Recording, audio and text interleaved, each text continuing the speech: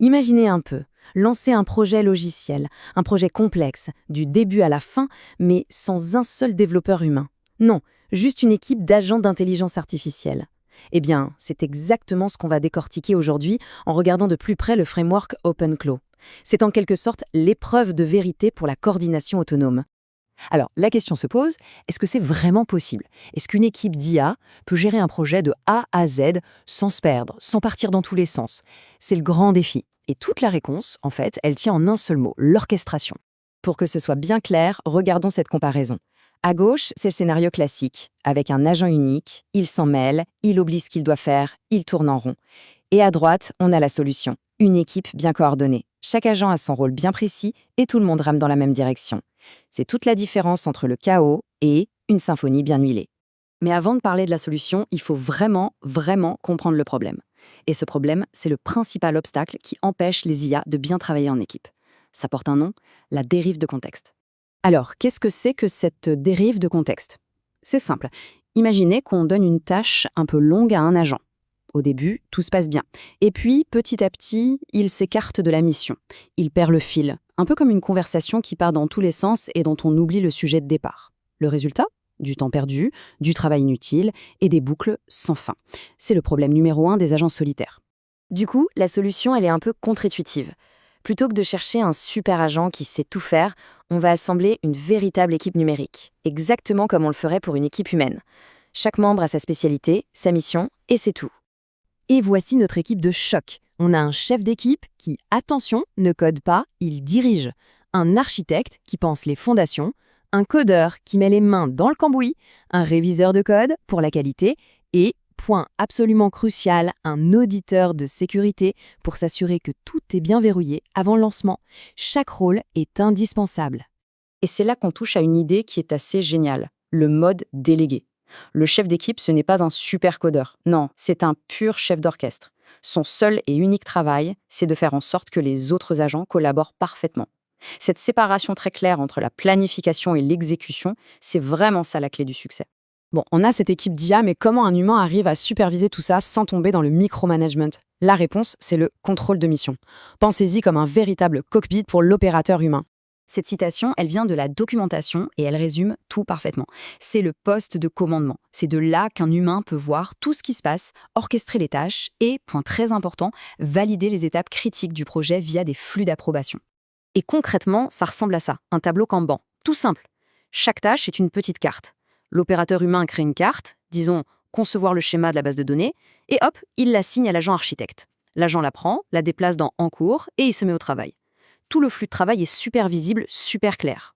Alors comment ce système résout-il vraiment le fameux problème de la dérive de contexte? Eh bien c'est grâce à ce que les développeurs eux-mêmes appellent la killer feature, la fonctionnalité phare, l'isolation des sessions. Et voilà, c'est vraiment le cœur du réacteur. Chaque carte sur ce tableau Kanban lance une session d'agents qui est complètement isolée des autres. L'agent qui travaille sur l'interface n'a aucune idée de ce que fait l'agent qui s'occupe de la sécurité. Il n'y a aucune interférence, aucun mélange de contexte. Chaque agent reste hyper concentré sur sa seule et unique mission. C'est ça qui change tout. Allez, déroulons le processus ensemble. 1. Un humain assigne la tâche. 2. Le simple fait de glisser la carte dans la colonne En cours active l'agent. 3. L'agent bosse et commande sa progression directement sur la carte pour que tout le monde puisse voir. 4. Quand il a fini, il passe la carte en révision. Et 5. L'humain intervient pour l'approbation finale. C'est une collaboration parfaite entre l'automatisation et la supervision. On arrive maintenant à l'étape la plus critique, celle qui précède n'importe quel lancement, la sécurité. On ne peut pas juste faire confiance aveuglément à un système autonome, il faut que la gouvernance et des audits très stricts soient intégrés au cœur même de son fonctionnement. Voici une idée qui va peut-être à contre-courant, mais qui est absolument fondamentale. Le succès de ces systèmes ne dépend pas tant de l'intelligence brute de l'IA, mais de la solidité de l'architecture qui l'entoure. Autrement dit, la fiabilité, ça vient de la structure, pas de la magie. Et ces principes de structure, les voilà. Pensez d'abord aux pannes possibles. Validez chaque interaction entre les agents. Limitez très clairement ce qu'ils ont le droit de faire. Tout enregistrer pour pouvoir tout vérifier après. Il s'agit en fait de traiter ces équipes d'IA non pas comme des chatbots, mais comme des systèmes distribués complexes avec toute la rigueur d'ingénieurs que ça implique. Et cet exemple illustre parfaitement le danger d'une mauvaise structure.